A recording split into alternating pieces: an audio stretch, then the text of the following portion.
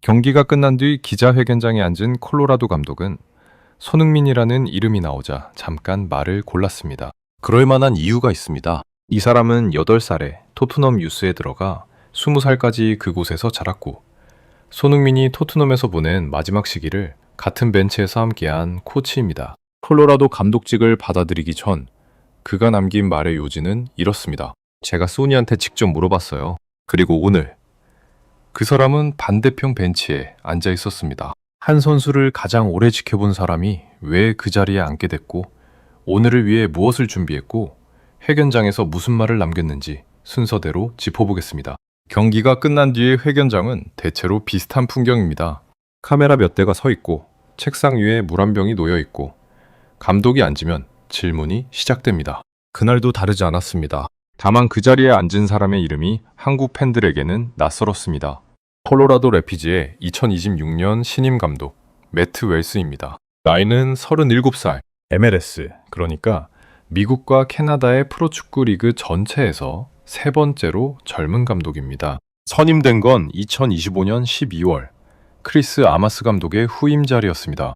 여기까지만 보면 그냥 젊은 감독의 이야기입니다. 사람들이 멈춰선 건 그의 이력서 맨 윗줄이었습니다. 새 직장에 첫 출근한 사람의 이력서가 사무실 전체를 슬렁이게 만드는 경우가 있습니다. 경력이 화려해서가 아니라 직전 직장 이름이 예상 밖이어서입니다. 다들 하던 일을 멈추고 그 한 줄을 다시 봅니다. 매트 웰스의 이력서가 정확히 그런 종류였습니다. 직전 소속 토트넘 호스퍼 1군 코칭 스텝. 그가 그 자리에 머문 기간은 3년 가까운 시간입니다. 지금은 그것만 기억해 두시면 됩니다. 그리고 그 시간 동안 이 사람이 정확히 어느 자리에 누구 옆에 앉아 있었는지를 알고 나면 회견장에서 잠깐 말을 고르던 그 표정이 완전히 다르게 보이기 시작합니다. 매트 웰스는 8살에 토트넘 아카데미에 들어갔습니다. 그리고 20살까지 그곳에 있었습니다. 본인의 표현을 그대로 옮기면 이렇습니다. 8살부터 20살까지 아카데미에 있었던 토트넘 소년이었습니다. 선수로는 크게 뻗지 못했지만 그는 그 클럽을 떠나지 않았습니다. 2015년부터 4년 동안 토트넘의 어린 선수들을 가르쳤고, 그 다음에는 잉글랜드와 벨기에의 다른 클럽들을 돌며 성인 무대 코치로 경력을 쌓았습니다. 그리고 2023년 4월 토트넘의 1군 코치로 돌아옵니다. 여기서부터가 우리가 아는 시간입니다.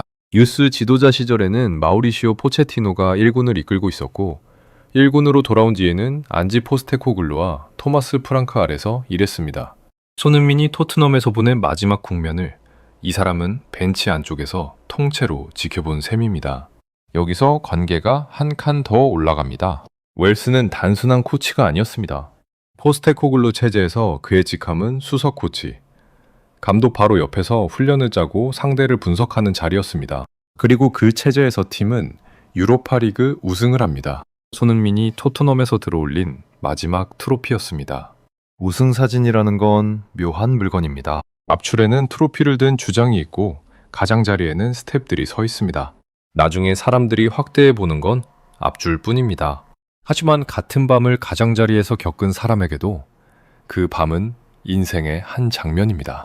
매트 웰스가 그 자리에 있던 사람입니다. 그가 토트넘을 떠나기로 했을 때 남긴 말이 그래서 담담하지 않았습니다. 그만큼 의미가 큰 클럽을 떠나는 건 결코 쉬운 선택이 아니었습니다. 그가 직접 한 말입니다. 그런데 그 어려운 선택을 하면서 그는 유럽의 다른 클럽이 아니라 바다 건너 미국 리그를 골랐습니다. 여기에는 본인이 직접 밝힌 이유가 하나 더 있습니다. 이직을 앞두고 우리가 하는 일이 하나 있습니다. 그 회사에 먼저 가 있는 사람에게 전화를 겁니다. 채용 공고에는 없는 걸 묻기 위해서입니다. 거기 실제로 어떠냐고, 일의 수준은 어떠냐고. 그 한 통이 결정을 뒤집기도 합니다. 매트 웰스도 그 전화를 걸었습니다. 그가 전화를 건 상대가 손흥민이었습니다. 콜로라도 감독직을 받아들이던 무렵, 그러니까 2025년 12월에 그는 이렇게 말했습니다. 저는 소니와 아주 가깝습니다. 그래서 이 과정 내내 그와 이야기를 나눴어요. 그는 이 리그에서 뛰는 경험에 대해 오로지 긍정적인 이야기만 했습니다. 그리고 참고로 수준에 대해서도 그랬고요. 현지 리그 공식 매체에 실린 그가 부임을 발표하던 날의 발언입니다. 이번 경기가 열리기 훨씬 전의 이야기입니다. 이 문장을 천천히 읽어보면 방향이 뒤집힙니다. 우리는 보통 이런 장면을 상대 감독이 손흥민을 인정했다는 식으로 읽습니다. 그런데 순서가 반대입니다. 유럽에서의 커리어를 접고 이 리그로 건너오는 결정에 손흥민의 말이 힘을 실어준 겁니다. 어린 시절부터 몸담아온 클럽을 떠나는 사람에게 그 리그가 뛸 만한 곳이라고 말해준 사람. 그게 손흥민이었습니다. 웰스는 같은 자리에서 자기 목표도 분명히 말했습니다. 저는 MLS컵을 우승하러 왔습니다. 그게 제 목표이고 야망입니다. 인사말이라기엔 직설적입니다. 스콧 파커 밑에서 두 차례 프리미어리그 승격을 경험한 코치이니 빈말을 하는 유형은 아닐 겁니다. 그런데 오늘 이 경기장에는 사람의 이야기와는 전혀 다른 조건이 하나 더 걸려 있었습니다. 지형입니다. 콜로라도의 홈구장은 덴버 옆 커머스시티에 있는 딕스 스포팅 굿즈 파크입니다. 해발 고도가 약 1600m. MLS가 정규 홈구장으로 쓰는 경기장 중에 가장 높은 곳입니다. 여기서 대부분은 이렇게 생각합니다. 고작 1600m인데 등산도 아니고 그게 뭐 그리 대단하겠느냐고. 그런데 데이터는 다른 말을 합니다. 국제 경기 1500여 경기를 모아 분석한 연구가 있습니다. 경기장의 고도가 1000m 높아질 때마다 홈팀 쪽으로 골 차이가 기울었습니다. 남미 대회 기록에서는 원정팀이 전력으로 달린 거리가 5%에서 10%까지 줄었습니다. 평소에 아무렇지 않게 오르던 계단이 감기 걸린 날에는 유난히 길게 느껴집니다. 계단은 그대로이고 달라진 건 그것을 오르는 몸입니다. 고도가 하는 일이 딱 그겁니다. 같은 90분을 다른 90분으로 만들어 놓습니다. 콜로라도는 이 지형을 전술로 씁니다. 강하게 압박해 상대의 실책을 끌어내고 상대가 지치도록 소모전을 건 뒤 뒷공 공간을 노립니다. 여기에 2026년만의 조건이 하나 더 겹칩니다. 올해는 월드컵 때문에 리그가 5월 말부터 7월 중순까지 멈췄다가 다시 시작된 해입니다. 시즌이 한가운데서 두 동강난 셈입니다. 손흥민은 그 2달 동안 쉬지 않았습니다. 대표팀 주장으로 자신의 4번째 월드컵을 뛰고 돌아왔고 지금만 34살입니다. 부상 연구가 반복해서 말하는 게 하나 있습니다. 몸을 상하게 하는 건 많이 뛰는 것 자체가 아니라 평소보다 갑자기 많이 뛰는 것입니다. 총량이 아니라 급증이 문제입니다. 그래서 34살의 선수에게 월드컵과 리그 재개와 고지대 원정이 한 줄로 이어지는 일정은 가장 까다로운 조합입니다. 그러니까 오늘 반대편 벤치에 앉아있던 그 사람은 이 모든 조건을 이미 알고 있는 상태에서 준비를 하고 온 겁니다. 매트 웰스는 자기 축구를 부르는 이름을 따로 가지고 있습니다. 지벨 프레임워크라고 부릅니다. 부임하며 그는 이렇게 말했습니다. 매 경기 우리는 지배하려 할 것이고 피치에 들어설 때 B클럽 멘털리티를 가져야 합니다. 그리고 이런 말도 덧붙였습니다. 프레싱과 빌드업에 완전히 올인해야 합니다. 발끝만 담그면 결국 스타일은 흉내내되 완전히 헌신하지는 못한 채 끝납니다. 프레싱은 공을 가진 상대를 여러 명이 몰아붙이는 것이고 빌드업은 뒤에서부터 짧은 패스로 올라오는 방식입니다. 둘 다 팀 전체가 한 방향으로 움직여야 성립합니다. 그런 축구를 하는 감독이 상대 한 명을 특별히 대비한다는 건 자기 그림의 일부를 접는다는 뜻이기도 합니다. 시험을 앞두고 한 문제에 유난히 많은 시간을 쓴 경험이 있으실 겁니다. 그 시간은 어디선가 빼온 시간입니다. 다른 단원을 덜 보고 만든 시간입니다. 그래서 무엇을 준비했느냐보다 무엇을 덜어냈느냐가 그 문제의 크기를 더 정확히 말해줍니다. 한 선수를 위해 자기 철학에 한 칸을 비워두는 것도 같은 계산입니다. 그리고 그 계산을 한 사람이 그 선수의 마지막 2시즌을 매일 훈련장에서 봤던 사람입니다. 지쳤을 때 어디에 서는지까지 본 사람입니다. 그 사람이 그 선수를 상대로 준비할 게 남아있다고 판단했다면 그 판단 자체가 하나의 평가입니다. 준비의 밀도가 이미 그 선수의 크기를 말하고 있습니다. 그리고 경기가 끝난 뒤 그 사람은 회견장에 앉았습니다. 카메라가 켜지고 물병이 놓여 있고 질문이 시작됩니다. 처음에 그 풍경입니다.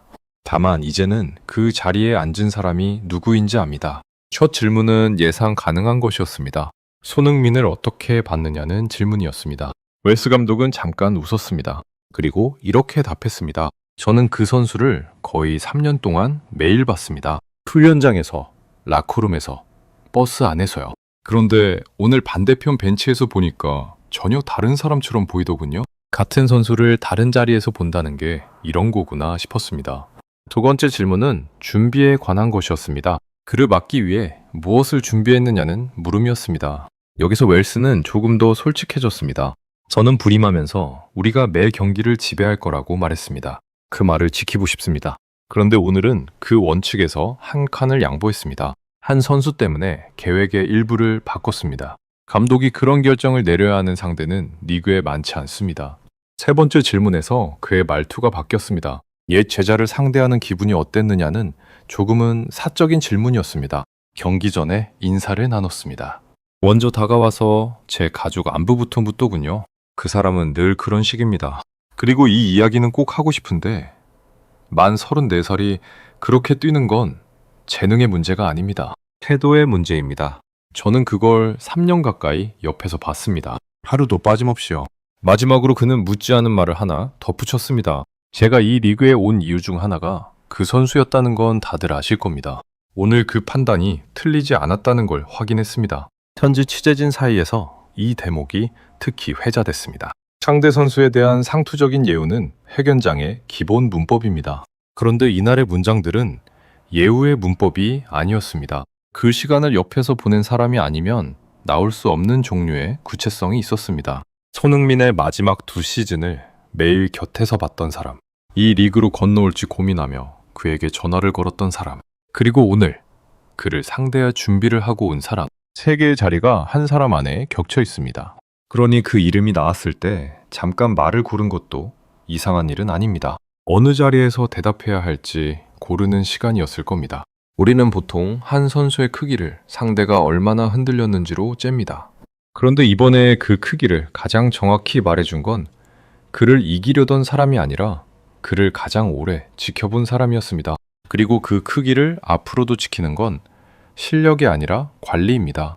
1600m라는 고도, 2달 멈췄다 다시 달리는 시즌, 만 34살이라는 나이, 이 조건들은 사라지지 않습니다. 다만 다뤄질 수는 있습니다. 그래서 우리가 볼 것은 다음 경기의 결과가 아닙니다.